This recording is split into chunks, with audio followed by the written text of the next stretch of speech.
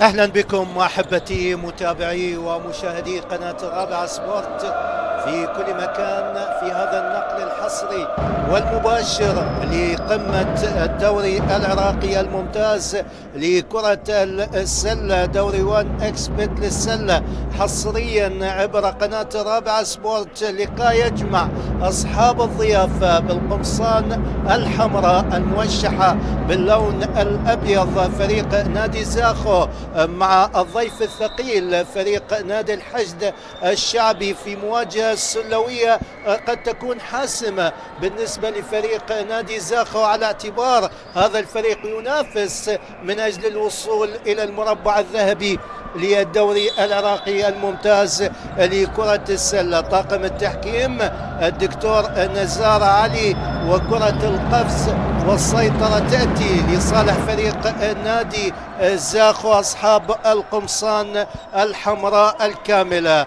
طاقم التحكيم: حكم أول دكتور نزار علي، الحكم الثاني الدكتور محمد حسن الشعلان، وأيضا الدكتور أحمد رافد، والمراقب الفني الدكتور عدي عبد الحسين. إذا انطلاقة هذه المباراة، فريق نادي زاخو بداية قوية، 3 بوينت في أول محاولة، وبالتالي تسجيل بداية قوية لفريق نادي زاخو من خلال اللاعب إيساك بنجز. هناك أيضا تواجد لسيبي برقم 32 المحترف في تشكيلة فريق نادي زاخو. بالمقابل تشكيلة نادي الحشد الشعبي هناك ويسلي بيرون، وأيضا اللاعب المميز الثاني أنطوني فيرلي برقم 10. إذا الحشد الشعبي تسجيل نقطتين جديدة ومضاعفة النتيجة مع انطلاقة هذه المباراة في الدقائق الأولى. 5 نقاط لصالح فريق نادي الحشد الشعبي مقابل لا شيء، والآن إضافة نقطتين لصالح فريق نادي زاخو تقليص الفارق. إذن أمامي 4 نقاط مقابل نقطتين، على ما يبدو رمية الأولى احتسبت نقطتين ليست 3 بوينت بالنسبة لفريق نادي الحشد الشعبي اللي يقود المدرب الكابتن عقيل نجم، وهنا 3 بوينت. برافو، بداية قوية لفريق نادي الحشد الشعبي في صالة زاخو من خلال أيضا تسجيل النقاط، مضاعفة النتيجة، الوصول إلى 7 نقاط مقابل نقطتين، فارق 5 نقاط مع بداية الكوارتر الممتع والجميل بالنسبة للفريقين. قمة راح نتابع، راح نشاهد لمسات سلوية عراقية بوجود أيضا محترفين على مستوى عالي، وبالتالي نشاهد هذه الأجواء الجميلة في صالة زاخو بمحافظة دهوك محاذية للحدود العراقية التركية، وبالتالي أجواء جميلة. وفريق نادي زاخو للتقليص ينجح لاعب فريق نادي زاخو سيبي بيلقر السيبي برقم 32 نجح سجل 1.87 سنتيمتر طول هذا اللاعب. برافو، نجح في المحاولتين، قلص الفارق إلى 3 نقاط. القائمة الكلية لنادي زاخو: مهند، عبد الكريم، محمد ضياء، محمد حسن، جقر علي، مراد علي، محمد علي، إيساك مينجز، عادل عباس، زنار هشيار، عمران إبراهيم، سفيان إبراهيم، وأيضا سيبي المحترف الأمريكي. برافو، 3 بوينت بلقطة جميلة لفريق نادي الحشد الشعبي، مضاعفة النتيجة بالوصول إلى 10 نقاط. أيضا هناك اللاعب مروان إبراهيم في قائمة نادي زاخو اللي يقود المدرب الصربي ميلان، والمساعد جوتيار علي، مشرف الفريق الكابتن عبد الستار علي جاسم. بالمقابل تشكيلة الحشد الشعبي: ويسلي بيرون، واحد من الأسماء المميزة برقم 24. هناك علي عبد الله تايسون، أنطوني فيرلي برقم 10، ديار أحمد عبد الله، ومنتظر ميثم عبد السادة نمور، وباقر ميثم عبد السادة، حيدر عبد الزيد، رشيد عماد عبد الرحمن، عبد الله طارق وهيب، نور الدين عامر، ورضا يوسف خضر، علي عبد الحسين علولي. هذه القائمة الكلية للمدرب عقيل نجم، والمساعدين ميثم عبد الواحد، ابراهيم جليل، مدير الفريق جمال فاضل، والمشرف الكابتن محمد كاظم. بدأت جماهير نادي زاخو تزحف لمتابعة هذه المباراة. أكيد هي مباراة هامة وقوية لهذا الفريق. 3 بوينت في اللقطة الماضية، وبالتالي تسجيل 3 نقاط. اللاعب سيبي الأمريكي يتألق ويقلص الفارق إلى نقطة واحدة. جماهير الزاخو راح تكون عامل مساعد من أجل تحقيق الانتصار في لقاء اليوم، لكن بالمقابل الحشد الشعبي فريق مميز يمتلك أسماء من المحترفين والمحليين مع قيادة تدريبية ذو كفاءة عالية. الكابتن عقيل نجم اللي يعمل أيضا كمساعد مدرب لمنتخبنا الوطني الكابتن القدير محمد النجار. هنا محاولة تحت السلة، صراع قوي بين اللاعبين، بداية قوية، مباراة قوية ذات أهمية كبيرة لفريق نادي زاخو المطالب بتحقيق 3 انتصارات متتالية وحسم المواجهة الأخيرة مع الدفاع الجوي من أجل الوصول إلى المربع الذهبي. وما زالت الصدارة نفطية والوصافة للشرطة، وأيضا القفز لفريق الدفاع الجوي إلى الترتيب الثالث في لائحة الدوري العراقي الممتاز حتى الآن قبل الوصول إلى البلاي أوف المربع الذهبي. هنا فريق نادي الحشد الشعبي، ديار أحمد عبد الله، ديار ينجح، برافو، سجل هذا اللاعب المميز في تشكيلة فريق الحشد الشعبي. ديار على التنفيذ، رمية الثانية، ديار أحمد عبد الله، هل ينجح؟ هل يسجل؟ هل يصل إلى النقطة 12؟ برافو، نجح في المحاولتين، رمية أولى ناجحة ورمية ثانية بامتياز، 10/10، وبالتالي وصل إلى النقطة 12 نادي الحشد الشعبي. وهنا الكابتن عقيل نجم توجيهات هذا المدرب للاعبين أهمية تحقيق الانتصار ومواصلة العروض القوية لفريق نادي الحشد الشعبي في هذا الموسم. الحشد اللي فاز قبل عدة أيام على نادي غازي الشمال هناك في صالة بلادي في مدينة كركوك ب111 نقطة مقابل 77. وأيضا نادي الحشد الشعبي تفوق على زاخو في مباراة الذهاب بنتيجة 76 مقابل 66 في صالة الشعب في المرحلة الأولى من الدوري العراقي الممتاز. رمية ثلاثية لكن لم تصل، برافو لجماهير الزاخو الحاضرة بقوة بكثافة، تآزر تساند الأحمر في هذه المباراة الصعبة أمام فريق قوي بإمكانيات نادي الحشد الشعبي. مواجهة بغدادية مع ممثل محافظة دوك نادي زاخو. من جديد المحاولة إلى اللاعب سيبي، رمية ثلاثية لكن لم تصل إلى ديار أحمد، ديار نادي الحشد الشعبي. الكوارتر الأول 4 دقائق و18 ثانية على النهاية، رمية ثلاثية، الله يا ديار، أبدعت، تألقت، تفننت، سجلت 3 بوينت بلقطة جميلة، برافو ديار، سجل بلقطة جميلة بمحاولة ثلاثية، نجح في مضاعفة النتيجة، أصبح الفارق 6 نقاط، 15 مقابل 9. نادي زاخو رمية ثلاثية لكن أيضا لم تصل. متابعة تحت السلة بهدوء بإتقان، ينجح عادل عباس يسجل نقطتين. عادل 2 و2 سنتيمتر، من مواليد 1994، قادم من نادي دجلة الجامعة، سبق وأن لعب مع نادي نفط البصرة في المواسم الماضية.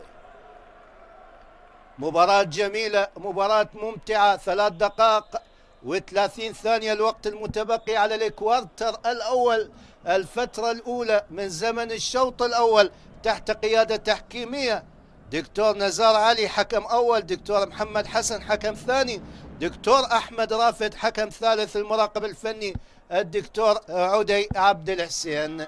لاحظ الإعادة في اللقطة الماضية، بلوك دفاعي كان من عادل عباس، وبالتالي خطأ، تم احتساب خطأ ضد اللاعب عادل عباس. تنفيذ ديار أحمد، ديار لنادي الحشد الشعبي، برافو، ينجح يسجل. هذا الفريق اللي دائما يضيف رونق ونكهة للمباريات، فريق نادي الحشد الشعبي اللي دخل في الدوري العراقي الممتاز في الموسم الماضي، وأصبح في هذا الموسم رقما صعبا على بقية الفرق.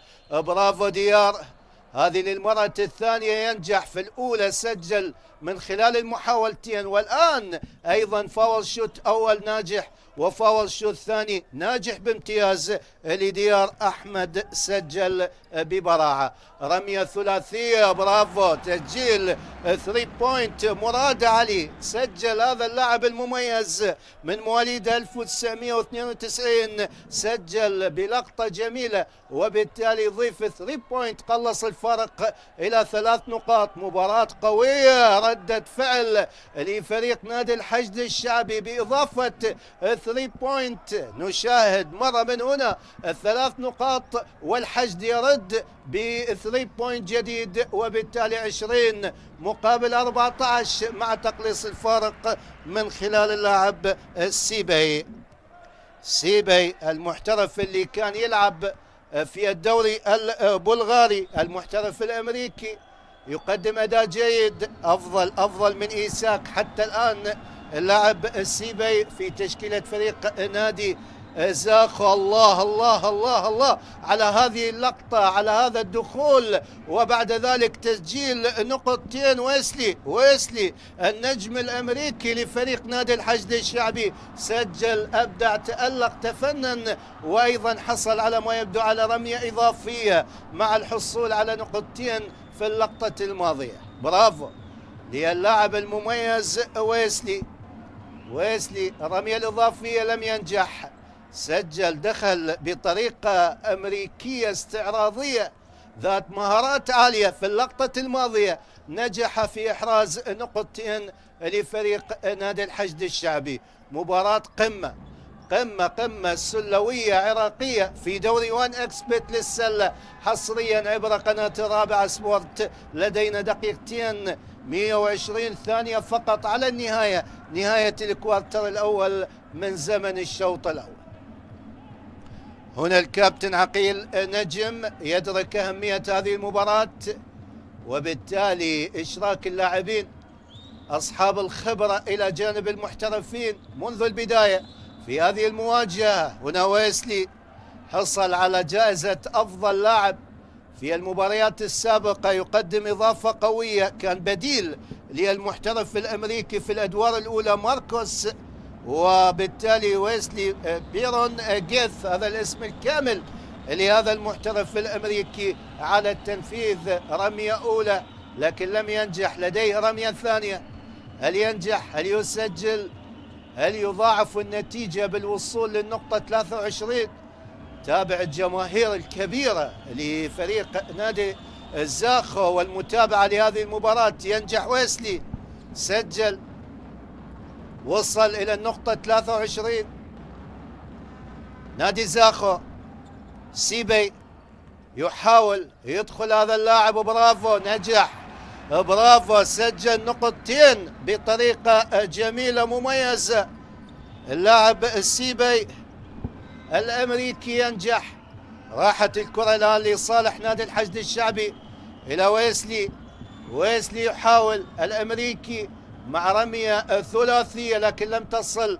في اللقطة الماضية محاولة كانت من علي عبد الله الملقب بتايسون، واحد من نجوم نادي الحشد الشعبي، برافو، نجح، سجل سيبي، وعلى ما يبدو رمية إضافية. وهناك قرار للطاقم التحكيم، اللاعب بيلقر السيبي نجح، وبالتالي ما زالت النتيجة 23 مقابل 18.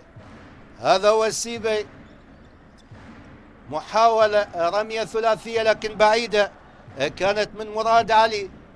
مراد وصلت إلى ويسلي يحاول، صراع أمريكي موجود وهناك مخالفة في اللقطة الماضية طاقم التحكيم، وبالتالي حديث بين اللاعب ويسلي وحكام هذه المباراة نزار علي، محمد حسن، أحمد رافد. شوف الإعادة في اللقطة الماضية، احتكاك قوي كان ضد اللاعب المميز ويسلي بيرون جيث المحترف الأمريكي. 4 لاعبين بمواجهة هذا اللاعب في اللقطة الماضية، يحصل على رميتين. ويسلي والحديث أيضا متواصل مع المنافسين من فريق نادي زاخو ومع طاقم التحكيم. الآن رمية فاول شوت ينجح، يسجل، وصل إلى 24 نقطة مقابل 18، 56 ثانية فقط على نهاية الكوارتر الأول من قمة زاخو ونادي الحشد الشعبي هناك في صالة زاخو أمام أنظار هذا الجمع الغفير من محبي وأنصار وعشاق فريق السلة لنادي زاخو. فريق القدم أيضا لديه مؤازرة ومساندة قوية، لكن فريق السلة يحظى كذلك بمساندة جماهير نادي زاخو. الوصول للنقطة 25، ويسلي يتألق، وبالمقابل سيبي يحاول، المحترف الأمريكي لنادي زاخو. راحت إلى جقر علي كابتن الفريق، جقر برقم 8، رمية ثلاثية تلف والدور من السلة من الحلقة لم تصل، وبالتالي الآن محاولة لفريق نادي الحشد الشعبي يقطعها لاعب فريق نادي زاخو إيساك بنجس.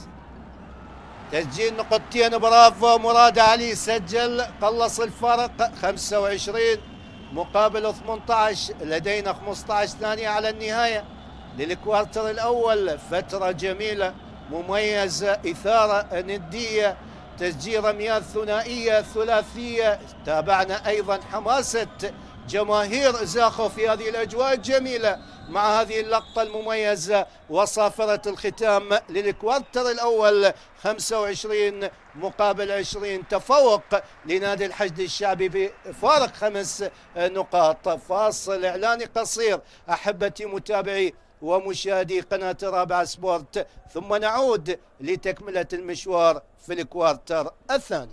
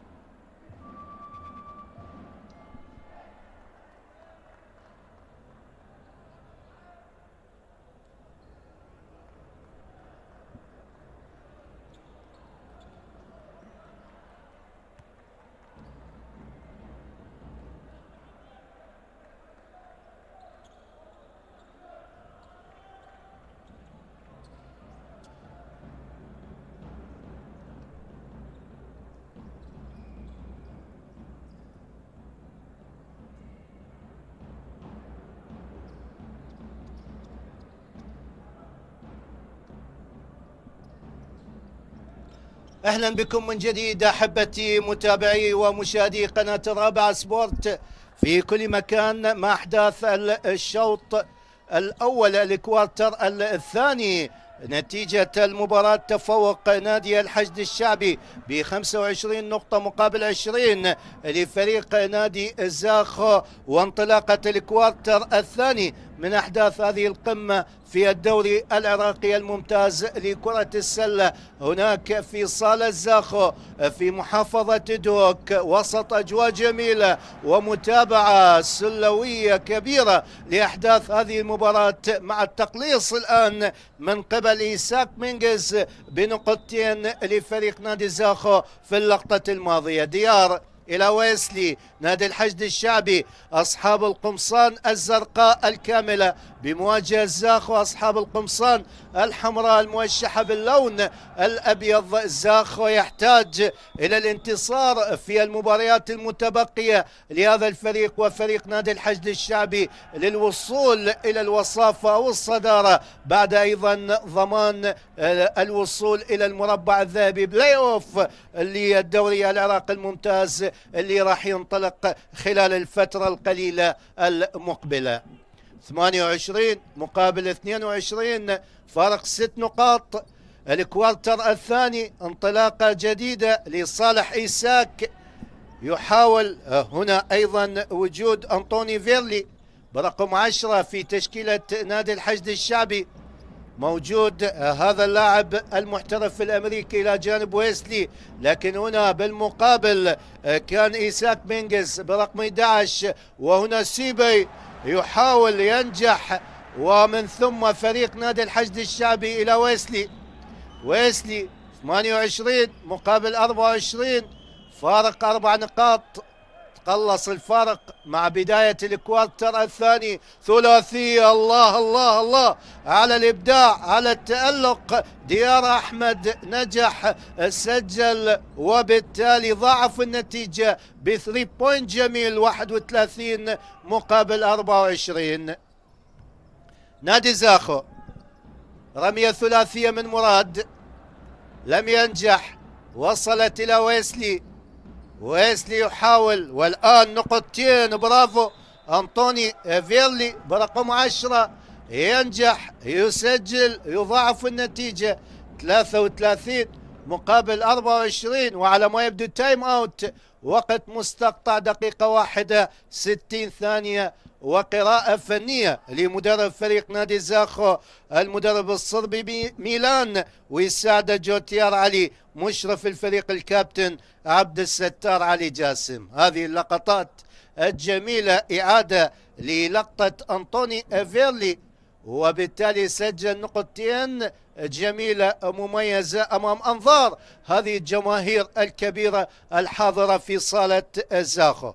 هذا الجمهور أيضا كان قبل قليل متواجد في ملعب زاخو لمتابعة مباراة كرة قدم جمعت فريق نادي زاخو أمام الزوراء في بطولة كأس العراق، لكن خرجت هذه الجماهير حزينة بعد الخسارة بهدف 1 في تلك المباراة في فعالية كرة القدم بطولة كأس العراق. مباشرة هذه الجماهير توجهت من الملعب إلى صالة نادي زاخو لمؤازرة فريق كرة السلة، لكن حتى الآن فريق كرة السلة أيضا خسران في هذه المباراة في الكوارتر الثاني، لكن يمتلك أسماء، يمتلك لاعبين على إمكانيات كبيرة. في أي لحظة قد يعود فريق نادي زاخو للتفوق على الفريق المميز فريق نادي الحشد الشعبي.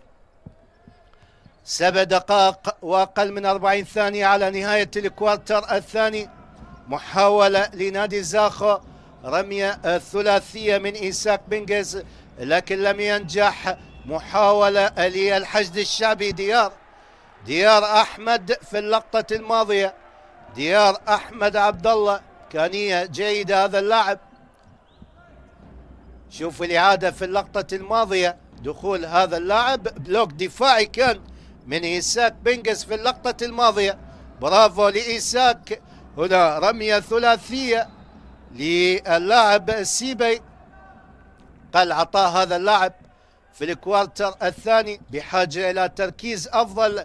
بالمقابل محترفي نادي الحشد الشعبي أنطوني فيرلي برقم 10، ويسلي بيرونغيث برقم 24، شعلة من النشاط والعطاء إلى جانب وجود ديار أحمد وعلي عبد الله تايسون. هذا ويسلي نادي الحشد الشعبي، رمية ثلاثية، الله على هذا اللاعب لكن لم تصل إلى ديار يحاول محاولة إلى تايسون. عبد الله، علي عبد الله من جديد. ديار مناولات لصالح فريق نادي الحشد الشعبي. ريباوند، قطع الكرة، ارتداد سريع، لقطة جميلة، بلوك دفاعي في غاية روعة في اللقطة الماضية. برافو للاعب فريق نادي الحشد الشعبي أنطوني فيرلي لما يسمع لإيساك بينجس في التسجيل في اللقطة الماضية. شوف الإعادة، لقطة أمريكية من الناحية الهجومية وأيضا من المتابعة الدفاعية في اللقطة الماضية. بلوك دفاعي مميز للاعب أنطوني فيرلي. تصل الكرة لفريق نادي الحشد الشعبي. علي عبد الله تايسون من جديد. استقبال لحيدر عبد الزيد برقم 15 في تشكيلة الحشد، لم ينجح بالوصول إلى السلة، راحت إلى إيساك. محاولة سيبي المحترف الأمريكي، بيلقر سيبي برقم 32 متر و87 سنتيمتر، من مواليد 1989. كان يلعب مع نادي كوينسي الأمريكي، احترف لفترات قصيرة في ألمانيا، في أستراليا، في بلغاريا، ثم الوصول لنادي زاخو منذ بداية هذا الموسم. رمية أولى فاول شوت، ينجح. برافو، سجل. صارت النتيجة 25 مقابل 33. ما زال الفريق البغدادي نادي الحشد الشعبي هو المتقدم. هنا يضاعف النتيجة 26-33. برافو اليسيبي، قلص الفارق في اللقطة الماضية، نجح بتسجيل رميتين. رمية أولى ناجحة، الثانية بامتياز. من جديد لصالح الحشد الشعبي، متابعة من جقر علي كابتن الفريق، متر و80 سنتيمتر، من مواليد 1982. اللاعب جقر علي أكبر اللاعبين سنا بالنسبة لفريق نادي زاخو. بقية اللاعبين يعني الأعمار متقاربة، ولدينا زنار هشيار من مواليد 2006 أصغر لاعبي فريق نادي زاخو في هذه المباراة. بقية اللاعبين من مواليد 93 و96 2001 2000 2002، وأيضا بقية التولدات في الألفية الثانية. خطأ في المحاولة الماضية، اعتراض من قبل اللاعب جقر علي على قرار طاقم التحكيم نزار علي. محمد حسن أحمد رافد في اللقطة الماضية. شوف الإعادة، حيازة ما زالت لصالح فريق نادي زاخو. رمية ثلاثية، برافو، نجاح في التسجيل. إيساك بنجز ينجح يسجل. هذا اللاعب المميز طوله مترين، من مواليد 1994، صار له سنتين مع نادي زاخو. لاعب مميز مع ردة فعل ويسلي، 3 بوينت راع مميز، 36 مقابل 28 لصالح فريق نادي الحشد الشعبي. برافو لويسلي، سجل، نجح في رمية الماضية. محاولة الآن تحت السلة، ضغط يأتي ومن ثم خطأ، وبعد ذلك فاول شوت أول والثاني لصالح اللاعب سيبي على التنفيذ. يلقر السيبي، هل ينجح؟ هل يسجل؟ هذا المحترف الأمريكي أمام أنظار هذا المدرب الصربي ميلان. لدينا ميلان المدرب الصربي، وأيضا لدينا مدرب آخر الصربي يعمل مع فريق نادي الكرخ في هذا الموسم، وبالتالي قيادة تدريبية أجنبية أوروبية صربية. المدرسة الصربية في السنوات الماضية قل عطاء المنتخب الصربي على مستوى كرة السلة، لكن في التسعينيات وأيضا في الثمانينيات كان فريق متمكن المنتخب الصربي. الآن سيبي على التنفيذ، ينجح يسجل. برافو، أضاف نقطة، قلص الفرق إلى 5 نقاط، 35 مقابل 30. كوارتر الثاني، الوقت المتبقي 4 دقائق و45 ثانية. محاولة لصالح فريق نادي الحشد الشعبي. دخول منتظر ميثم عبد السادة ملقب بنمور، لاعب اللي يحمل رقم 1 نمبر 1، يدخل في تشكيلة فريق نادي الحشد الشعبي. نمور في قائمة المدرب الكابتن عقيل نجم. 4 دقائق و26 ثانية. تايم اوت، وقت مستقطع في هذه اللحظات. احبتي متابعي ومشاهدي قناة الرابعة سبورت في كل مكان، تفوق لنادي الحشد الشعبي الضيف الثقيل على فريق نادي زاخو بفارق 5 نقاط، 35 مقابل 30 نقطة. لقاء الأول، لقاء الذهاب، استطاع فريق نادي الحشد الشعبي من الانتصار في بغداد في صالة الشعب ب 76 مقابل 66. وقبل انطلاق هذه المباراة كان هناك لقاء على مستوى دوري الشباب المصاحب للدوري الممتاز في ذات القاعة. استطاع فريق شباب نادي الحشد الشعبي من الانتصار بنتيجة 81 مقابل 70 نقطة. تايم اوت، وقت مستقطع. مدرب فريق نادي زاخو الصربي ميلان والمساعد جوتيار علي. تحية لهذا المدرب جوتيار علي، متعاون جدا معنا في التزويد بالأسماء وبالمعلومات الكاملة عن فريق نادي زاخو، وبالتالي أيضا إشادة بكل من يتعاون مع المعلقين وأيضا الإعلاميين والصحفيين برفد المعلومات حول أسماء ومعلومات كل فريق. محاولة من جديد لصالح فريق نادي الحشد الشعبي. ديار أحمد يحاول إلى ويسلي بإمكانية التسجيل لكن لم يستطع السيطرة. كنترول السيء كان في اللقطة الماضية، هفوة هذا المحترف الأمريكي، وبالتالي ضاعت محاولة على لاعبي فريق نادي الحشد الشعبي في اللقطة الماضية. هنا سيبي الأمريكي يحاول، محترف نادي زاخو. إلى 8 جوجر علي الكابتن والقائد لفريق نادي زاخو. محاولة رمية ثنائية لكن لم تصل. هناك أيضا انتقال للحيازة في اللقطة الماضية، وصارت الآن لصالح فريق نادي الحشد الشعبي. 3 دقائق و55 ثانية في أجواء جميلة، أجواء مميزة، حضور جماهيري كبير من أنصار وعشاق نادي زاخو في هذه المواجهة. سلة زاخو تبحث عن الانتصارات، لكن ديار يبحث عن مضاعفة النتيجة وحقق ما أراد بتسجيل نقطتين، 37 مقابل 30 في اللقطة الماضية.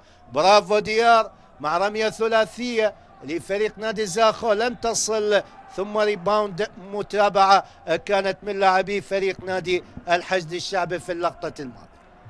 3 دقائق و27 ثانية.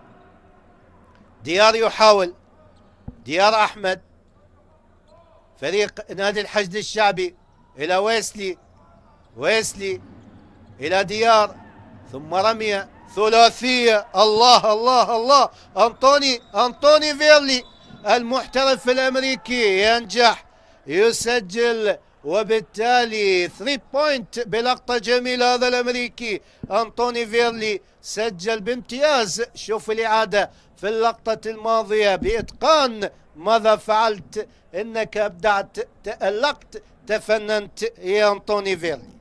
تايم أوت جديد لمدرب فريق نادي زاخو، وبالتالي 41 مقابل 30، 9 نقاط الفارق. 3 دقائق و6 ثواني على نهاية الكوارتر الثاني، نهاية الشوط الأول من هذه المباراة.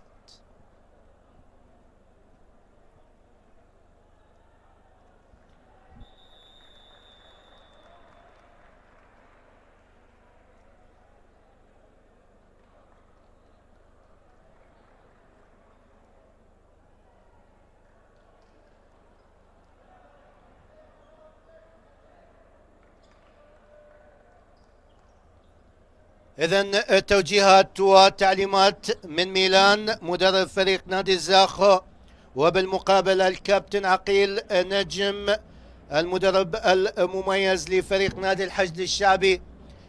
هذا المدرب اللي عمل أيضا مع نادي نفط البصرة لعدة سنوات، تألق مع ممثل سلة محافظة البصرة الفيحاء.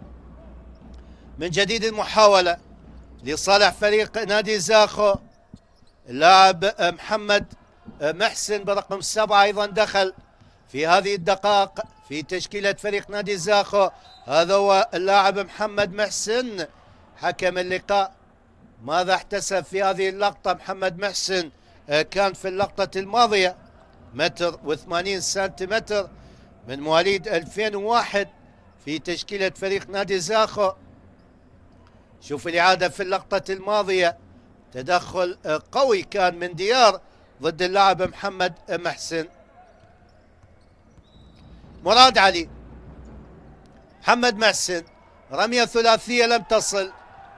من جديد برافو، إيساك ينجح يقلص الفرق ب 3 بوينت جميل رائع مميز. شوف الإعادة، إتقان مميز لهذا اللاعب في التنفيذ السليم وتسجيل رمية ثلاثية في اللقطة الماضية. خطأ من اللاعب ديار أحمد، ثم برافو لأنطوني فيرلي في قطع الكرة إلى ويسلي. الآن محاولة دانك جميل، دانك جميل، برافو. نجح لاعب فريق نادي الحشد الشعبي عبد الله طارق وهيب، سجل أطول لاعب في هذه المباراة وأيضا في الدوري العراقي الممتاز لكرة السلة، 2 و14 سنتيمتر، بهدوء بإتقان بتركيز عالي، سجل بسهولة نقطتين. دانك جميل لفريق نادي الحشد الشعبي.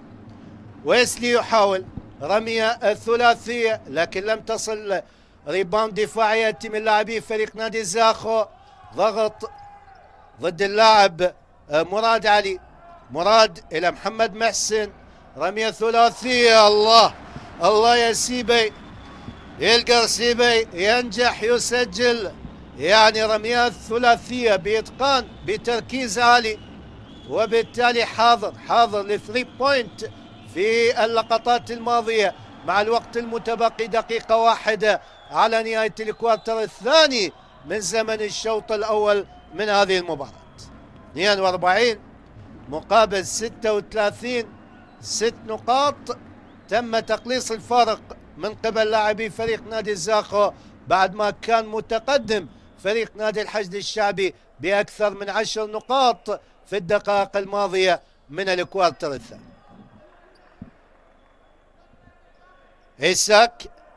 إيساك منقس على التنفيذ، رمية أولى وثانية، فاول شوت أول لهذا اللاعب. الآن إيساك هل ينجح في تقليص الفارق؟ دقيقة 1 و4 ثواني على النهاية للكوارتر الثاني، لكن حكم اللقاء على ما يبدو حيازة من الجهة البعيدة لصالح سيبي من جديد إلى مراد علي إلى السيبي. نادي زاخو هل ينجح في التقليص برمية ثلاثية؟ محمد محسن يحاول ينجح، برافو، نجح محمد محسن، قلص الفرق إلى قبوب ميسي كرة السلة لفريق نادي زاخو. ينجح يسجل محمد محسن. إذن محمد الآن سجل 3 بوينت مع هتافات أنصار فريق نادي زاخو. بدأ الفريق الأحمر يقلص الفارق، يقترب من تحقيق التعادل قبيل نهاية الكوارتر الثاني. الله على المناولة، هناك أيضا مخالفة، خطأ، وبعد ذلك يحصل بيساك. برافو، نشاط هذا اللاعب تحت السلة، لكن انطلاقة سيبي مصدر إزعاج لدفاعات فريق نادي الحشد الشعبي. وبالمقابل ويسلي وفيرلي وديار أحمد وأيضا علي عبد الله تايسون مصدر إزعاج على دفاعات نادي زاخو. فيرلي أو سيبي الآن ينجح في تقليص الفارق إلى نقطتين. لدينا 14 ثانية على النهاية للكوارتر الثاني للشوط الأول. نجح في المحاولتين، قلص الفارق إلى نقطة واحدة. هذا المحترف الأمريكي المتألق بيل غارسيبي لاعب فريق نادي زاخو. ثواني قليلة على نهاية الكوارتر الثاني، إثارة، ندية، حماس، حضور جماهيري كبير وسط أخطاء اللاعب ويسلي في اللقطة الماضية. نقطتين لفريق نادي زاخو. سيبي خلى زاخو يتقدم لأول مرة 43 مقابل 42 مع نهاية الكوارتر الثاني، نهاية الشوط الأول في قمة زاخو وفريق نادي الحشد الشعبي. نذهب بكم أحبتي متابعي ومشاهدي قناة رابع سبورت إلى فاصل إعلاني قصير، ثم نعود مع الكوارتر الثالث مع انطلاقة الشوط الثاني. إلى اللقاء.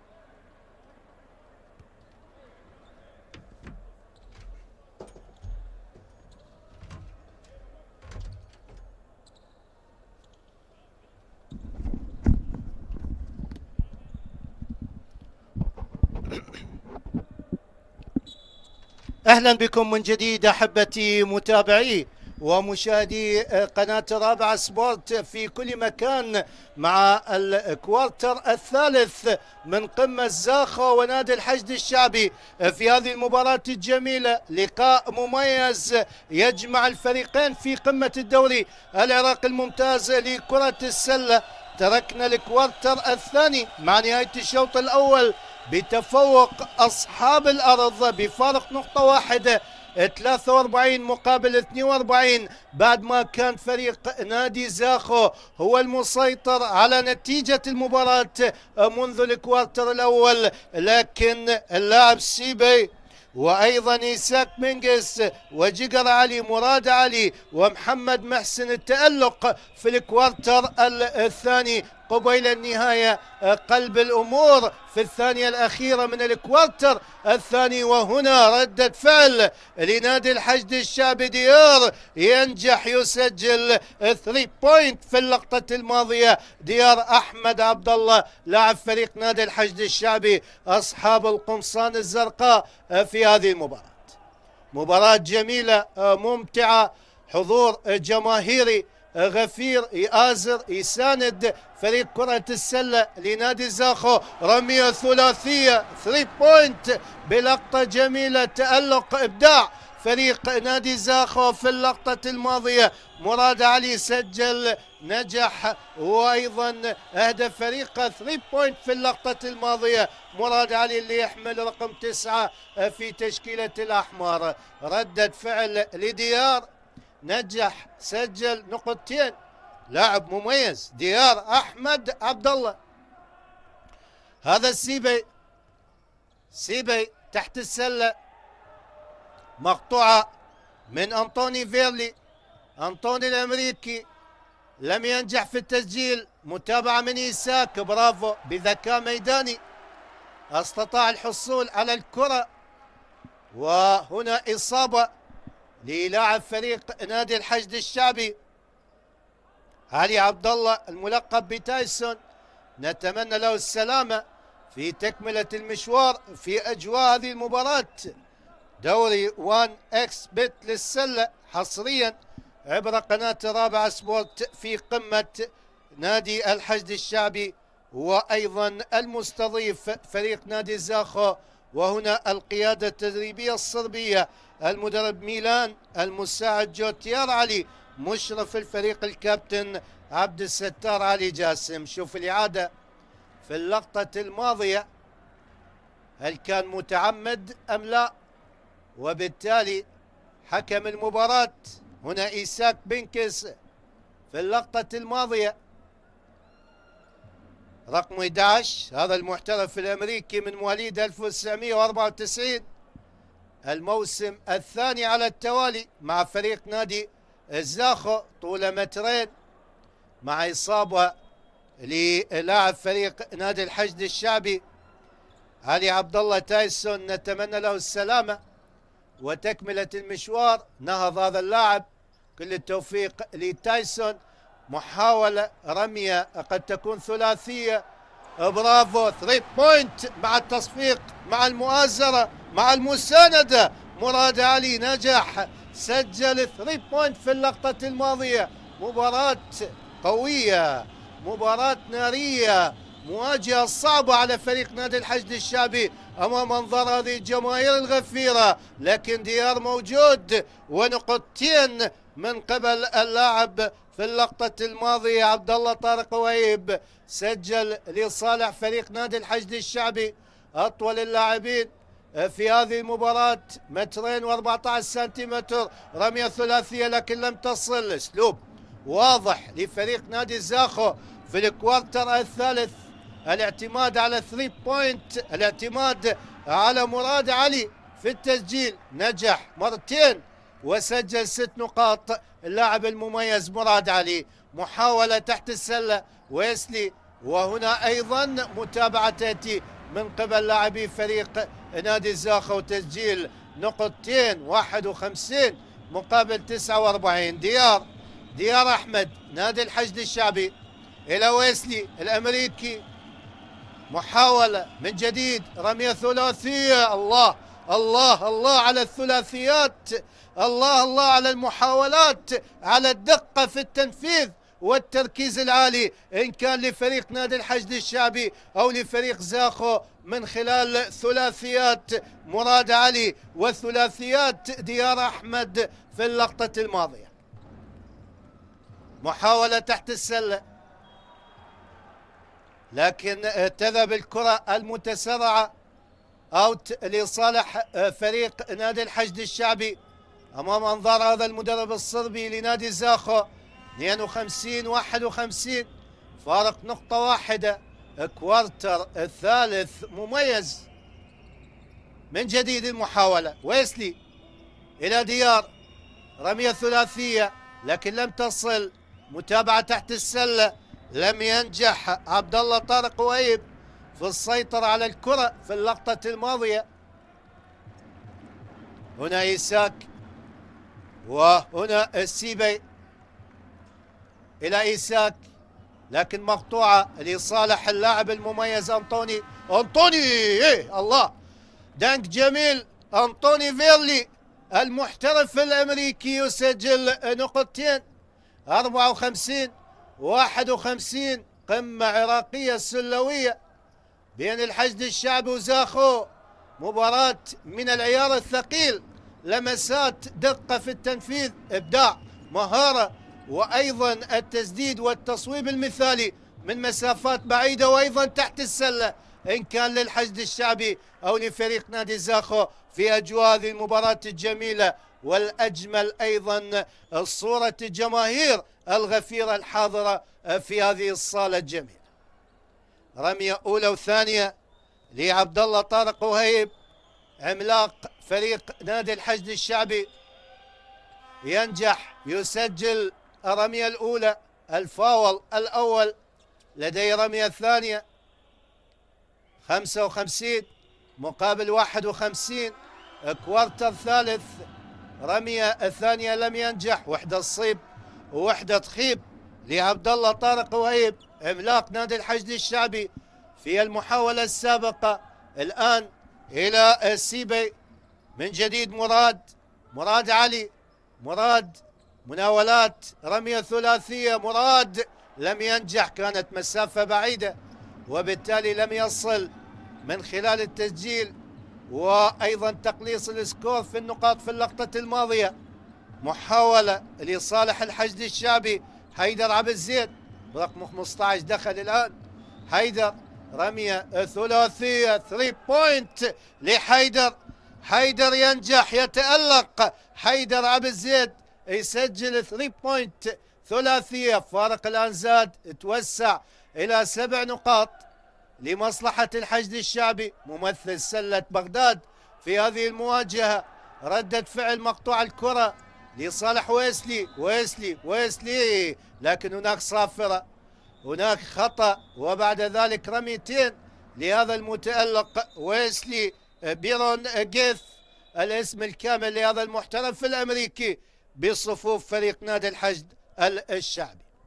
طاقم التحكيم دكتور نزار علي، دكتور محمد حسن، وأيضا الدكتور أحمد رافد، المراقب الفني الدكتور عدي عبد الحسين. حديث طاقم التحكيم على اللقطة الماضية: 4 دقائق و9 ثواني الوقت المتبقي على نهاية هذه المباراة. حقيقة لقاء ممتع، نفتخر بكرة السلة العراقية في تصاعد المستويات في هذا الموسم اللي انعكس إيجابيا على منتخباتنا الوطنية، ومنها المنتخب الأول أسود السلة بعد الحصول أيضا على بطاقة التأهل للتصفيات النهائية للبطولة الآسيوية في أندونيسيا في عام 2025. كل التوفيق لمنتخبنا الوطني وأيضا للاتحاد العراقي لكرة السلة بعد النجاح في هذه النسخة، من خلال أيضا استقطاب المحترفين اللي أضاف رونقا على أداء اللاعبين، إضافة إلى العطاء المتميز من اللاعبين المحلي. تايم اوت، وقت مستقطع، دقيقة واحدة في هذه اللحظات.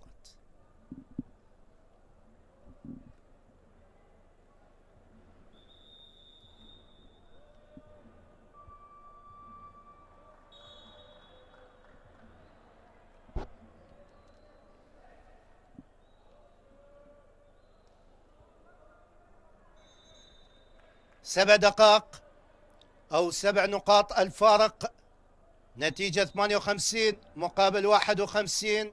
الوقت المتبقي 4 دقائق و9 ثواني بانتظار استئناف اللعب في الكوارتر الثالث. جماهير الزاخو الحاضرة بكثافة كما قلت في البداية بعد نهاية مباراة كرة القدم في بطولة الكاس اللي خسرها فريق زاخو بهدف واحد أمام أنظار أكثر من 20 ألف متفرج. الآن بعض الجماهير حضرت إلى صالة زاخو لمؤازرة فريق كرة السلة.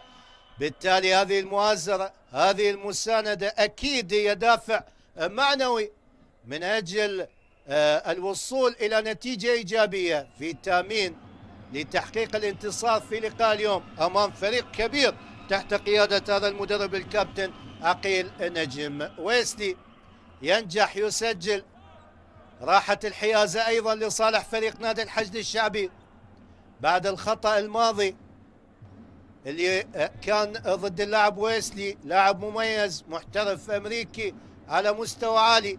هذا ديار أحمد من جديد تحت السلة لعبد الله طارق. عبد الله لم ينجح في اللقطة الماضية، ريباوند ثم متابعة، برافو.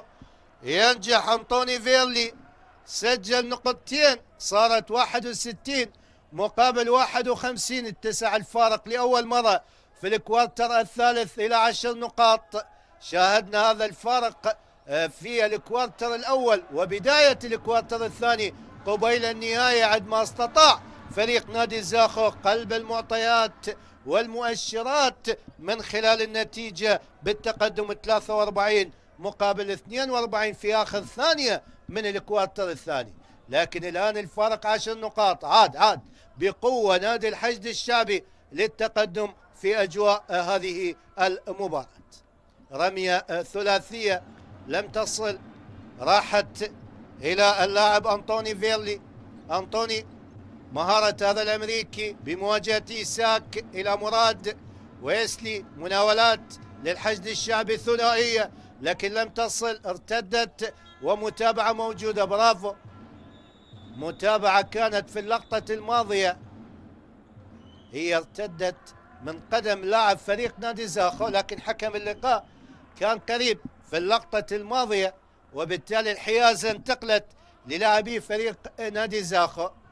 من جديد إلى السيبي، بيلقى السيبي رقم 32 متر و87 سنتيمتر طول هذا اللاعب. محاولة محمد محسن، ميسي زاخو على مستوى كرة السلة، هذا اللقب المحبب لهذا اللاعب موجود على تيشيرت اللاعب، الاسم ليس محمد محسن وإنما باللقب ميسي. ألقاب جميلة بالنسبة للاعبي كرة السلة العراقيين. لدينا بيكو كرار جاسم، لدينا نمور لاعب فريق نادي الحشد الشعبي، منتظر ميثم عبد السادة، وبقية الأسماء المميزة، حمو أيضا واحد من العناصر المتألقة مع المنتخب الوطني العراقي لكرة السلة. من جديد الآن حديث بين حكم اللقاء والكابتن عقيل نجم، متابعة سجال صراع تحت السلة في اللقطة الماضية. برافو ديار أحمد، لا يقل شأنا من ناحية المستوى، ناحية العطاء عن اللاعبين المحترفين، يقدم أداء كبير هذا اللاعب المميز برقم 33 في تشكيلة نادي الحشد الشعبي.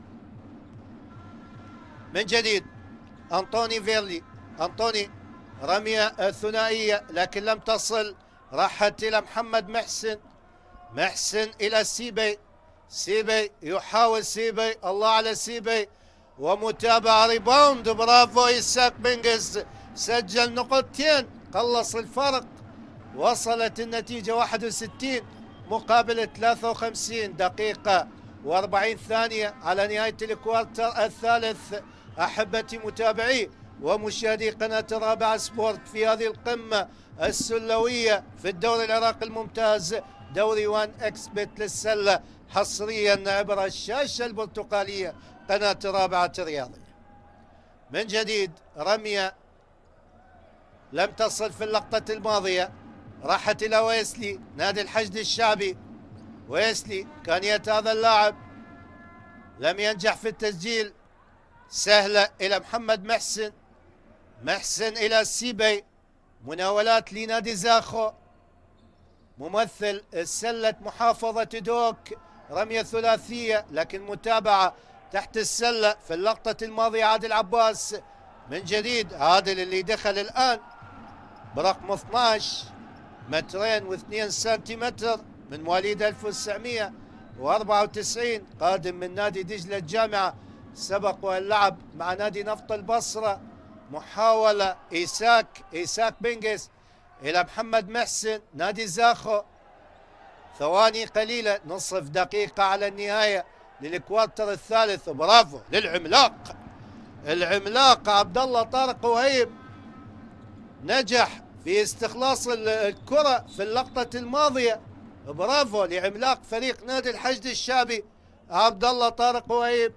وهنا اللاعب أنطوني فيرلي، أنطوني يحصل على رميتين في 16 ثانية الوقت المتبقي. شوف الخطأ في اللقطة الماضية ضد لاعب فريق نادي الزاخو عادل عباس. هذا أنطوني فيرلي المحترف الأمريكي على التنفيذ، بانتظار استئناف اللعب. حديث بين طاقم التحكيم واللاعب عادل عباس.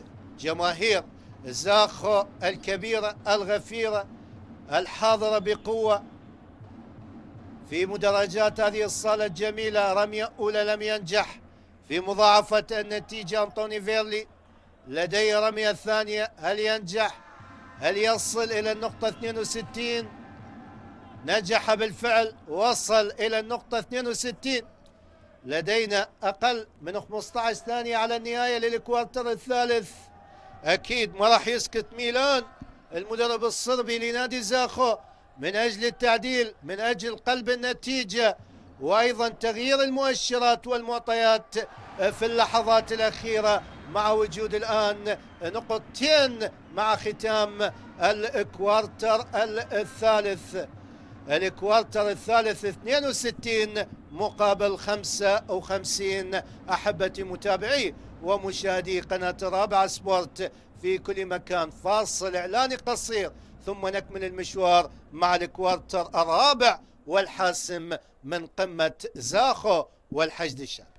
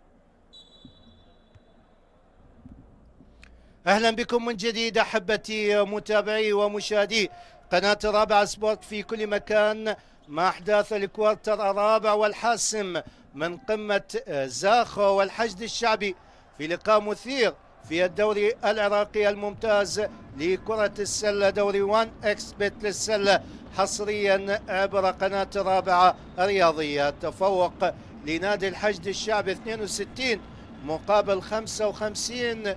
هذا ويسلي إلى ديار أحمد، محاولة برافو، ينجح يسجل، لاعب مميز ديار أحمد، برافو، يقدم مباراة كبيرة، نجم من نجوم هذا اللقاء إلى جانب ويسلي، إلى جانب أنطوني بالنسبة لفريق الحشد الشعبي، وأيضا لزاخو هناك مراد علي وإيساك وسيبي، وأيضا مراد علي ومحمد علي، وأيضا الكابتن جوجر اللي قدم أداء جيد في الكوارتر الثاني. 64 مقابل 57.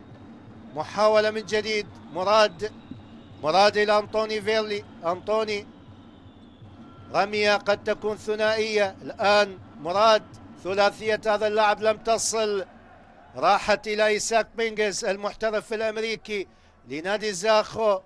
من جديد استقبال سيبي تحت السلة، برافو، مناولة رائعة وحماسة جماهير نادي زاخو. إيساك ينجح يسجل، يقلص الفارق إلى 5 نقاط، 64 مقابل 59.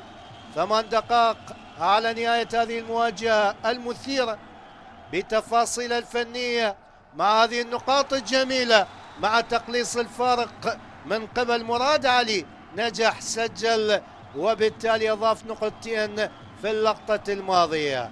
هذا هو مراد، سجل، نجح هذا اللاعب المميز في تشكيلة فريق نادي زاخو. والتايم اوت، وقت مستقطع لمدرب فريق نادي الحشد الشعبي الكابتن عقيل نجم، والفارق 3 نقاط، 64 مقابل 61 في هذه القمة السلوية في صالة نادي زاخو. نادي زاخو يحتاج إلى الانتصار في مباريات المتبقية في هذا الموسم من أجل الوصول إلى المربع الذهبي. قدم مباريات كبيرة، إن كان في التجمع الأول في هذه الصالة أو من خلال الوصول إلى صالة الشعب ومجاراة فرق بغداد. نادي النفط في الصدارة، الحشد الشعبي في الترتيب الثاني مؤقتا، دفاع الجوي ثالثا، الشرطة رابعا، زاخو بالمركز الخامس، تنافس مع دجلة الجامعة صاحب الترتيب السادس، غازي الشمال سابعا، الكرخ ثامنا، كهرباء تاسعا، نفط الشمال بالمركز العاشر، ثم الحلة 11، التضامن بالمركز الأخير. وأيضا يعني نادي القوة الجوية انسحب من خلال المرحلة الأولى، الفريق اللي أيضا تم شطب نتائج فريق نادي القوة الجوية في هذا الموسم.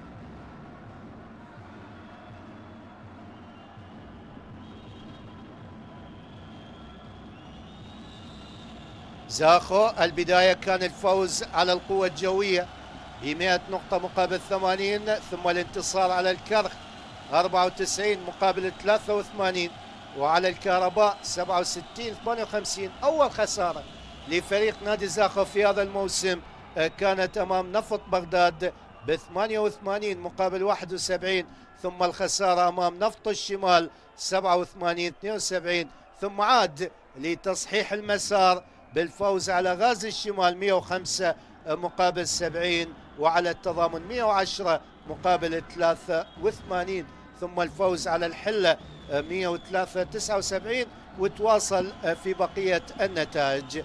من جديد المحاولة لصالح فريق نادي الحشد الشعبي، أنطوني فيرلي، أنطوني يحاول إلى ويسلي، إلى اللاعب المميز ديار أحمد، ديار يحاول صراع قوي لكن سيطرة من قبل لاعبي فريق نادي زاخو في اللقطة الماضية. فقد الكرة ديار أحمد، هذه الهفوة الوحيدة لهذا اللاعب في هذه المباراة. شاهد الإعادة، 3 لاعبين ضد اللاعب ديار أحمد عبد الله، لاعب قدم مباراة كبيرة وما زال يقدم مباراة على مستوى عالي، لاعب فريق نادي الحشد الشعبي. حيازة تنتقل لصالح أصحاب الضيافة نادي زاخو إلى إيساك بنجز، إلى سيبي، مناولات بين المحترفين الأمريكان بتشكيلة نادي زاخو، لم ينجح السيبي. كانت محاولة سهلة لهذا اللاعب، أهدى نقطتين راحت إلى أنطوني فيرلي. محاولة قد تكون رمية الثلاثية من تايسون علي عبد الله. هناك إيساك بينجس وأيضا اللاعب أنطوني فيرلي. طاقم التحكيم قدم مباراة كبيرة، الدكتور نزار علي، دكتور محمد حسن والدكتور أحمد رافد في هذه المواجهة. من جديد محاولة ويسلي تحت السلة، متابعة أيضا لم تصل إلى السلة في اللقطة الماضية قبل كانت صافرة من قبل حكم اللقاء. 5 أو 6 دقائق و55 ثانية، فارق 3 نقاط، 64 لنادي الحشد الشعبي مقابل 61 لنادي زاخو. في حال استمرار هذه النتيجة بخسارة زاخو راح تكون من صالح فريق نادي دجلة الجامعة، وبالتالي أيضا من صالح فريق نادي الدفاع الجوي الاستفادة من خسارة فريق نادي زاخو من أجل الوصول إلى المربع الذهبي. نفط الشرطة الحشد الشعبي ضمان التأهل. لدينا بطاقة رابعة، صراع ثلاثي مع عصبية وانفعال الصرب ميلان مدرب فريق نادي زاخو أمام أنظار هذه الجماهير الغفيرة الكبيرة المحتشدة في صالة زاخو. محاولة تحت السلة، برافو، لقطة جميلة، ثم ريباوند وبعدها الصافرة من قبل طاقم التحكيم. 64-61 ما زالت النتيجة، ما زال السكور فارق 3 نقاط. حيازة تنتقل لصالح الحشد الشعبي إلى ويسلي بيرونغيث محترف الأمريكي، إلى ديار أحمد. ديار يحاول هذا اللاعب المميز إلى ويسلي، رمية ثلاثية 3 بوينت لم تصل في اللقطة الماضية، راحت إلى سيبي. بيلقر سيبي يحاول، قادم من الدوري البلغاري محترف أمريكي، إلى إيساك، إلى سيبي، فضل الدخول، محاولة التسجيل من جديد. سيبي ثلاثية لكن لم تصل، ريباوند، برافو للاعب مراد. من جديد نادي زاخو يحاول، محاولات عديدة، رميات متنوعة من الأطراف، من الجانب، من الأمام، لكن لم تصل إلى السلة. راحت إلى ويسلي، دخول هذا اللاعب وبرافو، نجح، سجل نقطتين هذا اللاعب المميز الأمريكي بصفوف نادي الحشد الشعبي. ويسلي بيرونغيث سجل نقطتين، واعتقد هناك رمية إضافية لهذا اللاعب المتألق بصفوف فريق نادي الحشد الشعبي. هل تم احتساب النقطتين أم لا؟ ننتظر قرار طاقم التحكيم مع متابعة من قبل حكم وأيضا مدرب فريق نادي الحشد الشعبي الكابتن عقيل نجم. ويسلي على التنفيذ لم ينجح، وبالتالي رمية الإضافية لم ينجح. ويسلي سجل من خلال تحت السلة نقطتين، صار 66 مقابل 61. الله، 3 بوينت مراد ملك الثلاثيات في هذه المباراة. اللاعب مراد علي من مواليد 2000 متر و92 سنتيمتر، لاعب اللي يحمل رقم 9، تألق، تفنن، سجل ثلاثية، قلص الفارق إلى نقطتين في اللقطة الماضية. نادي زاخو يعتمد بشكل كبير على مراد علي في الثري بوينت. من جديد نادي زاخو، مراد، محاولة للصالح سيبي، 4 دقائق و43 ثانية على نهاية هذه القمة. تابعنا قمة السلوية بامتياز، كل شيء في عالم كرة السلة كان حاضر في هذه المباراة. صالة جميلة، طاقم تحكيم على مستوى عال، وأيضا جماهير غفيرة كبيرة تؤازر تساند الأحمر فريق نادي زاخو. وأيضا تابعنا لمسات رائعة وفنيات وإمكانيات ومهارات لاعبي نادي الحشد الشعبي. الضيف الثقيل والمميز من العاصمة بغداد يقدم مباراة كبيرة أمام فريق متمرس داخل صالته، فريق نادي زاخ. 66 مقابل 64، فارق نقطتين، 4 دقائق و37 ثانية، وقت طويل في عالم كرة السلة. رمية أولى لعادل عباس. عادل لاحظ وتابع وشاهد انفعال ومتابعة جماهير نادي زاخو أمام أيضا محاولات عادل عباس. عادل رمية الثانية ينجح يقلص الفارق إلى نقطة واحدة، 66 مقابل 65. نادي الحشد الشعبي هو المتفوق بفارق نقطة واحدة. مراد إلى أنطوني فيرلي. أنطوني يحاول إلى ويسلي. ويسلي دخول هذا المحترف الأمريكي إلى ديار. الله يا ديار، ينجح، كان على الموعد المتألق ديار. ديار أحمد عبد الله 3 بوينت في لقطة جميلة. عاجبني جدا هذا اللاعب المميز ديار أحمد، وأيضا لاعب زاخو مراد علي. هذه الأسماء يجب أن تكون حاضرة في تشكيلة المنتخب الوطني العراقي في الاستحقاقات المقبلة. محاولة تحت السلة، نقطتين، برافو، يقلص السيبي. صارت 69 مقابل 67، 3 دقائق و45 ثانية من هذه القمة السلوية العراقية. من جديد المحاولة، ويسلي. ويسلي رمية ثلاثية، الله الله الله، 3 بوينت رائع مميز بالطريقة الأمريكية. يستعرض ويسلي بيرونغيث ويسجل 3 بوينت. صارت 72 مقابل 67، 5 نقاط الفارق. زاد الفارق بعد ما كان نقطة واحدة، لكن مراد علي ما راح يسكت. هذا اللاعب المميز في تشكيلة نادي زاخو. صراع قوي، 2 من المحترفين الأمريكان على مراد علي في اللقطة الماضية. 72 مقابل 67 كانت في اللقطة الماضية ضغط علي على مراد علي، وبالتالي أمام أنظار هذا المدرب الصربي ميلان انتظار مواجهة الحسم في هذه الدقائق المتبقية. الله على المناولة، اسيست رائع من قبل ديار أحمد عبد الله. ديار اليوم يقدم كل شيء في عالم كرة السلة. اللاعب المميز ديار أحمد عبد الله برقم 33 في تشكيلة نادي الحشد الشعبي. مناولة كانت إلى ويسلي اللي حصل الآن على رميتين، فهو الشوط أول وثاني.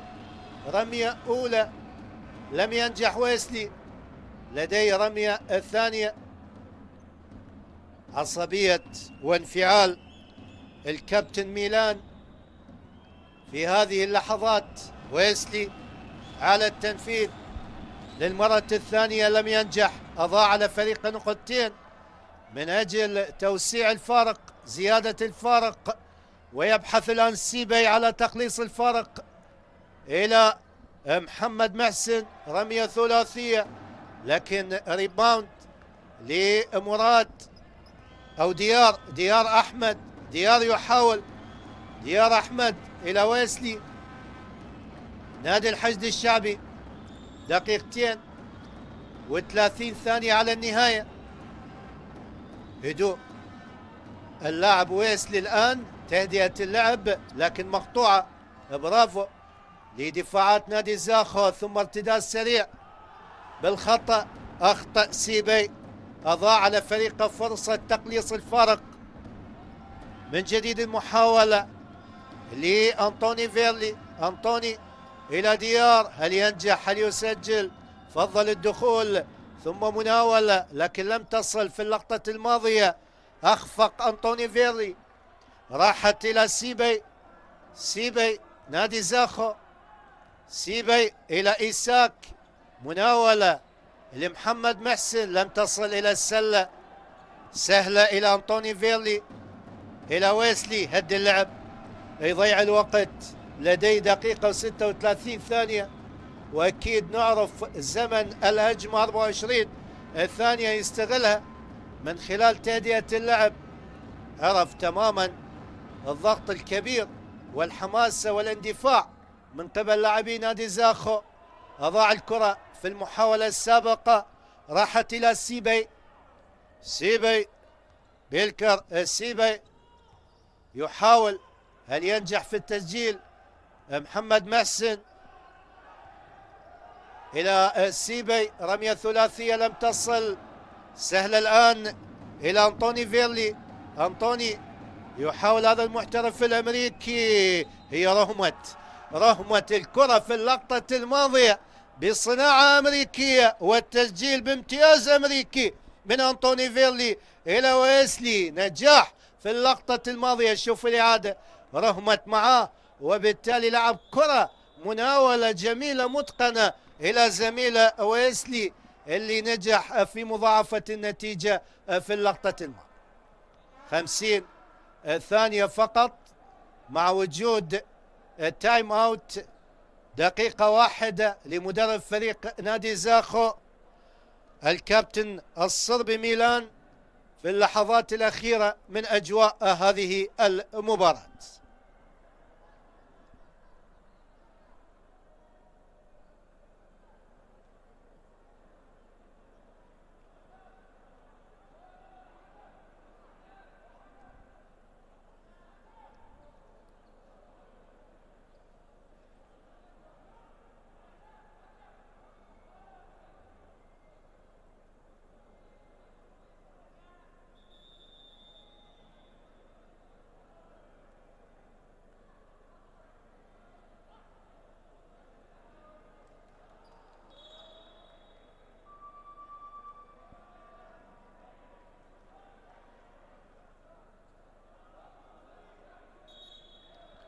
إذا نهاية التايم اوت، الوقت المستقطع، وما زال فريق نادي الحشد الشعبي هو المتقدم، هو المتفوق مع الوقت المتبقي 50 ثانية فقط على النهاية في الكوارتر الرابع والأخير من هذه المباراة الممتعة. قمة السلوية عراقية في صالة نادي زاخو، المتأخر حتى الآن في أجواء هذه المباراة بفارق 5 نقاط. نادي الحشد الشعبي هو المتفوق، قدم مباراة كبيرة فريق نادي الحشد الشعبي بقيادة الكابتن عقيل نجم. محاولة من جديد لصالح سيبي، رمية ثلاثية، برافو، ينجح جوجر علي، قلص الفرق. جوجر علي سجل بنجاح وبالتالي قلص الفارق من جديد. المحاولة كانت 3 نقاط لصالح فريق نادي زاخو في اللقطة الماضية. جيجر علي هو اللي سجل 3 بوينت لفريق نادي زاخو. محاولة تحت السلة لكن أيضا مقطوعة لفريق نادي زاخو. الله الله الله، إيساك منجز سجل نقطتين لفريق نادي زاخو وتقليص الفارق في هذه اللحظات. 75 مقابل 70، 5 ثواني فقط على النهاية مقابل 72، الفارق 3 نقاط الآن. 75 مقابل 72 و5 ثواني مع التايم اوت موجود في اللحظات الأخيرة والحاسمة، وهي بالتأكيد ثمينة لفريق نادي الحشد الشعبي وصعبة على فريق نادي زاخو اللي هو بحاجة إلى الفوز من أجل ارتفاع سقف الطموحات بالوصول إلى المربع الذهبي في أجواء هذه البطولة، الدوري العراقي الممتاز لكرة السلة، دوري 1 اكسبت لسه. 75 مقابل 72، 14 ثانية فقط. توجيهات المدرب الصربي ميلان، 3 نقاط الفارق، يعني رمية ثلاثية لفريق زاخو تخلي فريقه يعني يستطيع الوصول إلى التعديل، وبالمقابل نادي الحشد الشعبي يمتلك الحظوظ في هذه الثواني بالتعامل حسب طريقة ديار أحمد، حسب طريقة ويسلي، وأيضا طريقة أنطوني فيرلي في تسجيل النقاط في اللحظات الأخيرة والقاتلة والحاسمة والثمينة لهذه المواجهة الصعبة بين الفريقين. مواجهة نارية قوية متكافئة مميزة، ضغط عالي من لاعبي فريق نادي الحشد الشعبي. ديار يحصل على خطأ، هذا اسلوب الصرب ميلان، الضغط بقوة على لاعبي فريق نادي الحشد الشعبي من أجل عدم الوصول إلى تسجيل النقاط. لكن هناك أيضا على ما يبدو رميتين، رمية أولى والثانية لمضاعفة النتيجة لفريق نادي الحشد الشعبي في آخر 10 ثواني من زمن هذه المباراة.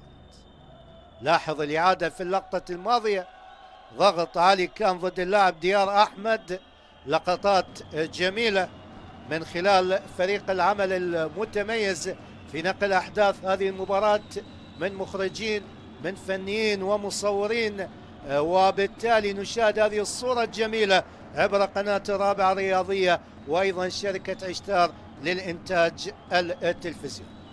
75 مقابل 72. ديار لم ينجح في التسجيل في الرمية الأولى، لديه فاول شوت ثاني. ديار هل يضاعف النتيجة؟ نجح، سجل ديار، صار 76 مقابل 72. أيضا تايم أوت آخر، تايم أوت، وقت مستقطع. هذه القراءة الفنية في الثواني المتبقية. المدرب يتدخل الآن إن كان لفريق نادي زاخو ميلان أو مدرب فريق نادي الحشد الشعبي الكابتن عقيل نجم.